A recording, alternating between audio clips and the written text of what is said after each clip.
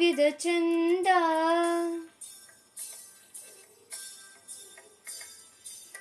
ಕವಿ ಸರ್ವಜ್ಞನ ಪದಗಳ ಅಂದ.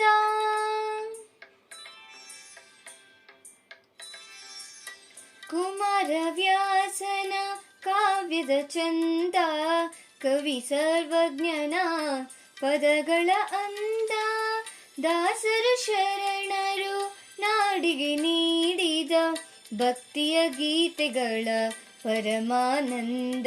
ರನ್ನನು ರಚಿಸಿದ ಒಂದಿನ ನುಡಿಯು, ಪಂಪನು ಆಡಿದ ಚಿನ್ನದ ನುಡಿಯು, ಕನ್ನಡ ತಾಯಿಯು ನೀಡಿದ ವರವೋ ಸುಮಧುರ ಸುಂದರ ನುಡಿಯೋ.